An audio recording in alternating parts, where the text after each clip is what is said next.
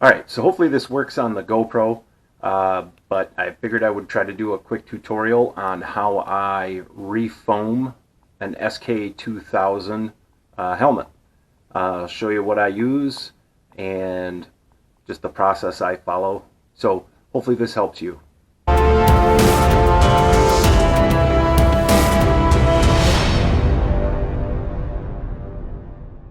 Here's the items we're going to use. I've got my heat gun, which I'm going to use on low heat, so you could actually use a hairdryer for the parts that we need that for. We've got some Weldwood contact cement, lots of brands out there. A whole pile of these small, I think they're 1.5 inch, they call them. You can get these in bags full at like the dollar store, plastic little spring clamps, little jaw clamps. I keep a pile of small scrap pieces of foam, and you can use, I've seen people use like business cards, even playing cards, especially if you fold a playing card in half, and I'll get to that later on why we need something like that. You need original SK2000 foam because we are going to reuse the mount board, the chipboard mounting pieces here. And then I have my custom foam and all precision cut, beautiful holes made from a template from an original. And just for fun, here's an original. And we're gonna replace our foam. This one here will be next that needs to be done. This foam is pretty hard, so. All right. I'm going to set the camera up and get started. Right, so what we're going to do here is try to recover the mounting boards. It's like a chipboard, and we're going to try to recover those pieces off of the foam so that we can reuse them on the new foam. Our goal here is to be careful not to rip this and not to make the holes, you know, rip open, things like that, the screw holes. So what we want to do is we want to warm it because it is contact cement that's glued it on there. We want to warm it, and then we want to peel the foam away from the board instead of the board away from the foam. And the reason for that is we want to try to avoid getting any bends and creases or counter bends to this at all. So we take our heat gun or hair dryer, and I put it on low, and I just kind of warm the whole thing a little bit. And then when we're ready to get started, we're gonna heat one side of it more, and then kind of step a little bit at a time, and I'll try to show you that process. Also, don't worry if your foam starts discoloring, because the old foam, that glue and stuff, as it gets heated, will start to like burn and scorch. I guess I'd just say be careful that you don't catch it on fire or something.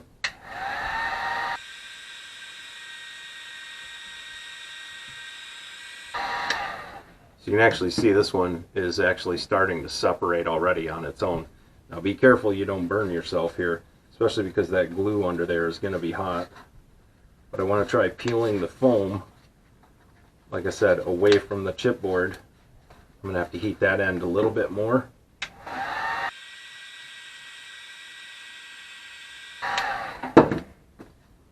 Some of these are just full of glue. Some have very little glue, like this one seems. There we go. We popped it off. We didn't cause any bends in it, and still completely usable. Now we'll move up to this one here. With this one, I'm still going to warm the whole thing, but it's really a lot easier because you have really 3 distinct pieces of foam that you're working with. So.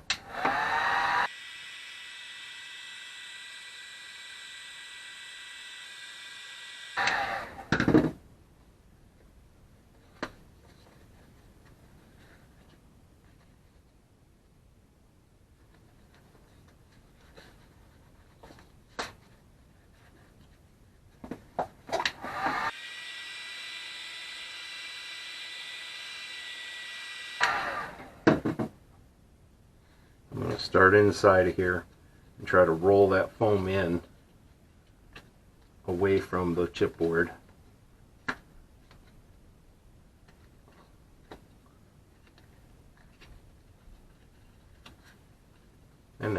it right off. Awesome. That foam goes in the trash. Just for clarity's sake on this project, I don't like this one. It's got a bunch of spray paint from the helmet that I took it out of, what had been spray painted with while the foam was still in it. So these are the vent holes spray through, so I'm going to replace it with another one. And now we'll move on to this guy here, which now I notice has a crack in it with some hot glue, actually. Like somebody tried to glue this crack back together. So obviously junk. We're going to do one of the sideburns first. And again, we're dealing with 1, 2, 3 kind of separate pieces of attachment there. Warm the whole thing and then move to one piece at a time.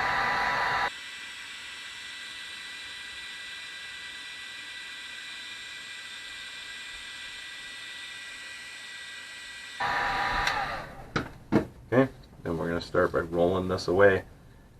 This is actually separating pretty decently in here. The paper is separating from the backing. If it's just a thin layer, that's not usually a problem. That just means there's a ton of glue on this. Sometimes you can get that to break loose and stop peeling, like I can see a little window of opportunity down here. So I'm going to start up here and see, and unfortunately this one looks like it's going to peel that way. It is just the surface layer that connects to with the glue, so I'm not as concerned about it. I'll assess it before I move on, but typically I've done that and it's not, doesn't end up being a problem. It's completely usable. I'm going to try rolling this away. Looks like it's going to do that all the way on this one. Just a ton of glue on this one.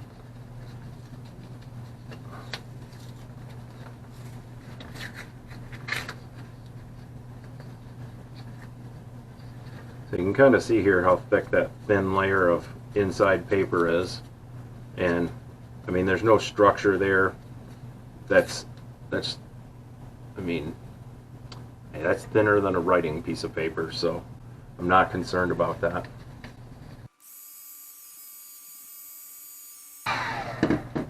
There's some of that burn I was talking about. That contact cement that's exposed scorches a little. Ah, this one came loose the right way, so maybe I just should have heated that side a little better. Possibly. Or not. Still stuck at the bottom, but alright, that foam, junk. So now I'll just clean off this little torn edge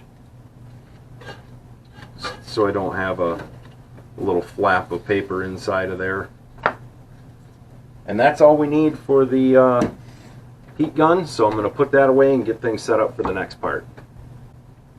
Alright, we're going to start with the gluing, and I'm going to start with the rear half of the shell. I brought this over just to show you that because I do these so often, sometimes I actually will take the shell pieces and kind of pre-glue. This curves down, this curves down. I'll pre-glue that little meet up corner there together. Just makes things a little easier. Sometimes I even put just a little bit of an angled edge on each of these so that they meet up with just a little more surface area. That's what I did on this one here. But I'm not going to do that this time. I'm going to set that aside for now. This one looks like it discolored a little bit, or my foam supply was a little discolored, so I'm going to make that be the whiter side be the inside. And I've got my top piece and my bottom piece, and remember, with your bottom piece, your holes go to the bottom, so you're gonna have to kind of, sometimes I mark it out and measure it and center it, sometimes I eyeball it, but what we're going to do is we're going to put some contact cement on both surfaces, and then we're going to clamp that on when we put it on. The reason we have the foam, the little strips of foam and pieces, or business cards or whatever, is you want to put that on the inside, on the foam side, so that when you use this clamp, you get a little more surface spread with your pressure, and you stop that little that little pad, that little foot from making too much of an impression on the inside of the foam. This little pad usually makes a little bit of an indent, but it goes away over time. So that's what those are for, and that's what the clamps are for. Alright, to start with, I know it sits pretty darn close to, I want it pretty close to flush down here, just a little bit on the inside of flush. So I'm going to put a thin coat of contact cement, if I can get the little pad to go up in there, on this guy. You don't want too much around the screw holes because you want to be able to get your the nut in there for when you assemble your helmet.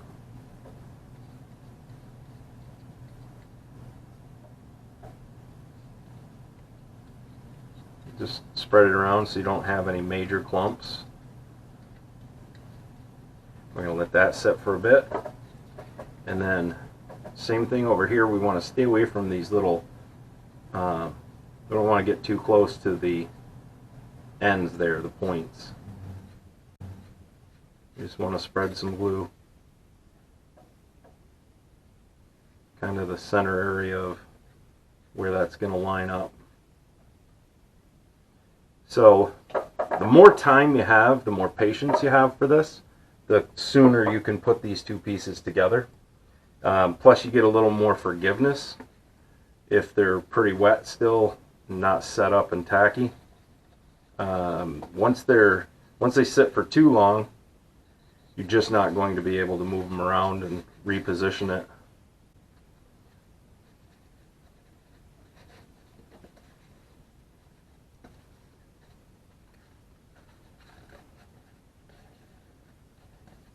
And contact cement to contact cement likes to dry quickly.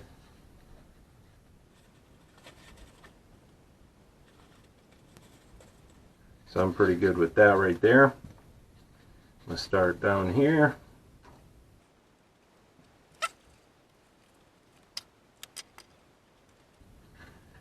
I usually like to get 4 clamps across. Just gives it a good good amount of pressure all the way across to get that to dry evenly. So there we have that piece. Now we can move right on to the piece that goes across the top, and we can kind of either measure or eyeball that to center right there, and then take this.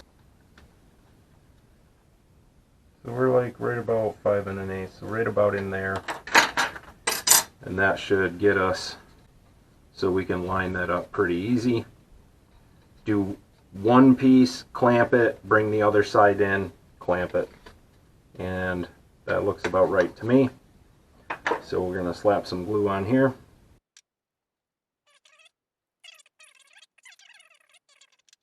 Okay, remember we're I didn't have one out here to show you again, but we're going to be curving like that, so we want the, so I made the mark on the front. The curve is going to come back towards us on this. We're going to line that up. Put a clamp right dead in the middle first.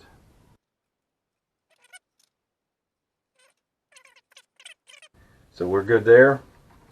Next we'll move to one of these sides, and we want those inside corners to kind of touch there.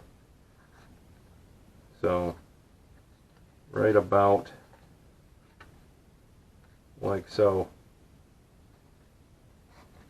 Alright, so we're going to, a little more glue, just keep it right away from that where the two butt up together. We don't need to get all the way tight in there. Oh, I should say contact cement fumes are something else. You should do this in a well ventilated area, not in your basement.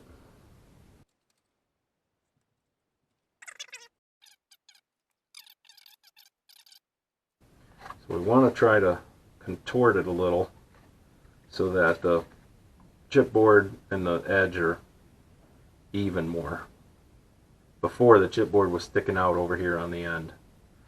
So in this case, I've already got some foam there. I'm going to try to put a clamp on the inside here. So now I got a good smooth line right there, and my foam is touching at those bottom corners. So I'll move to this one.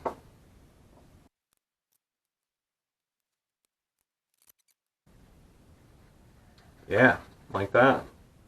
So we're just going to set this guy aside, and we're going to double check real quick. There's nothing much we can do about anything now if anything's out of alignment, but we're going to set that aside, and we'll move on to the top piece.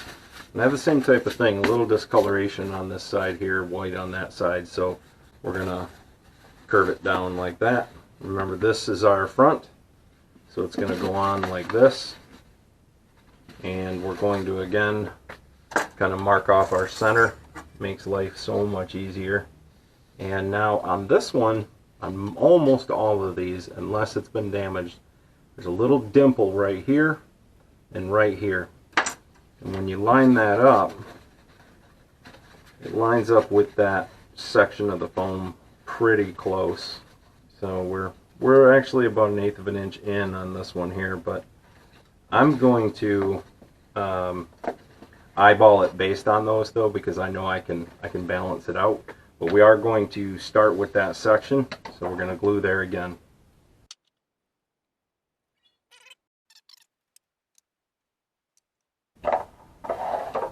Okay, now we're gonna, you can actually do it underneath those wings to start with, get it lined up.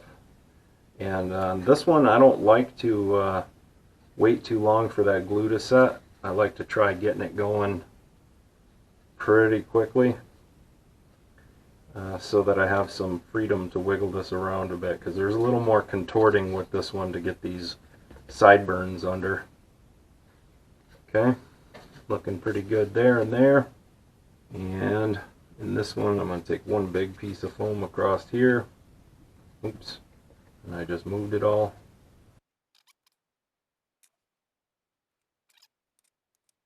Okay, that's good to go. Now we'll tuck this one under.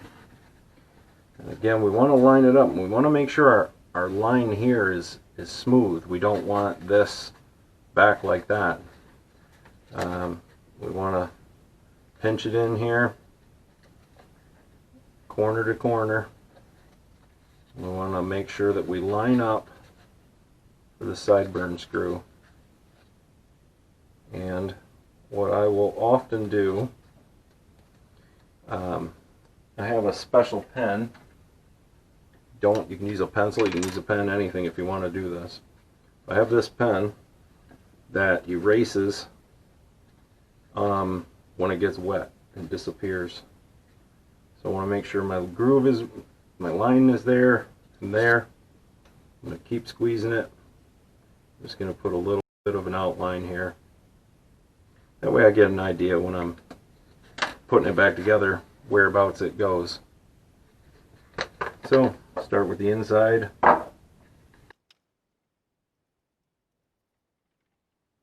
Real big key here I found, just you don't want to clump it. You don't want a ball of contact cement left in here. And now I know in here to go inside those lines.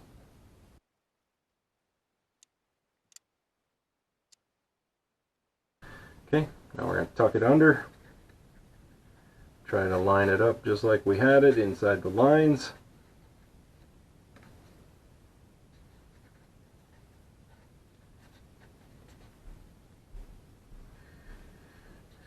Grab a clamp, try to get right over that.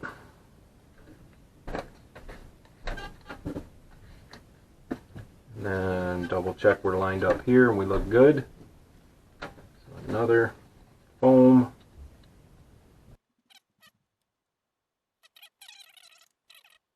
Alright, it looks good and lined up to me. So now we're going to take this one and line it up the same way. At this point, we really want to make sure that we're as close to the same amount of layout that the other side has as far as the centering of the hole and the space in between here.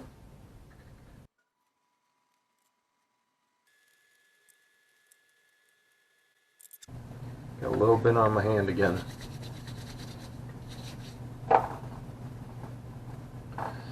Never forget to tighten the lid on the jar.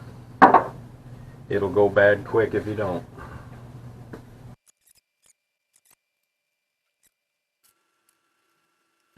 And then just double check it, since I did do this with wet glue instead of glue that had been sitting. You can sometimes get a little minor adjustment to happen without unclamping even, if you're just looking for a millimeter one direction or the other. And that looks pretty good to me. There we go.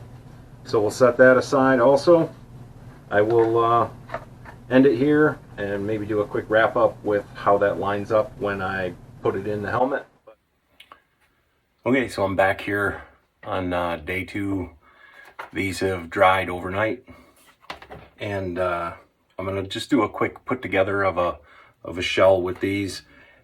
Just trust me that my hardware I'm gonna use isn't exactly the hardware I would use. I just happened to scrounge up some pieces out of this miscellaneous bin specifically for the purpose of this demonstration. I will say I'll be using these particular bumpers, which are new reproduction solid bumpers, molded plastic. These are available from Ed Cubberley, of all people. So I will put some info in the description in case you're interested. They're very high quality reproductions. They're not 3D printed. They're made from a mold, and they're a lot more durable than the old Cooper ones. Very specifically, that hole inside of there, a lot more durable. So first things we do is grab our box and our bag and start getting rid of these clamps. Okay, so you'll be able to see where you had your foam from the clamps, or cardboard or cardstock or whatever, just because those clamps are actually pretty strong. I mean, that usually just goes away over some time. We will start off with doing assembling our shell here. Okay, so we've got our shell assembly put together. Again, I'm just taking this one apart when I'm done. It's a nice shell and all. One other little tip is, while you're doing this, that's a great time to clean this out. You'll find gunk and hair and earwax or whatever the heck is in there. I don't know what it is, but so you can, if you like the use of the little football shape inside of there, you can put one in there. Just glue it directly to an overlap of this little tab on the inside of the shell here on the rear half. So it should overlap, it should come over some.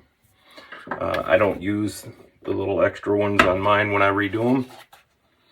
And I'm going to hope here that I've got some parts and pieces put aside that are the right length to do this. But we've got to peel back just a little bit and insert our nut. Same thing here. Okay, drop that in. I'm not putting ear guards or anything in this one right now.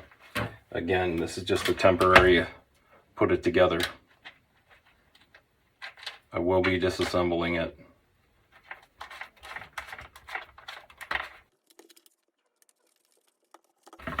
And then we'll drop this guy in. And again, no J-hooks or anything on this one. I'm not even going to put the little forehead pad on.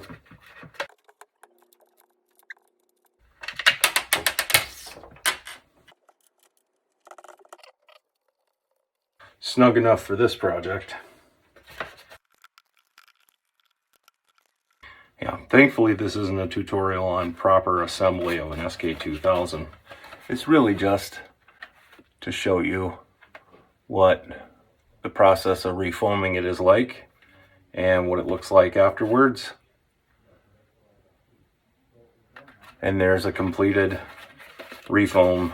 I got a little sloppy with the glue on this one. I hit the bottom edge of that. You can use right here, you can use a little bit of fine sandpaper and clean that off of there. Just don't go too crazy with it. I also slopped a little glue on the inside of here. I'll try to clean that off before I use this one. But basically that's the process. There it is. Hope that helps.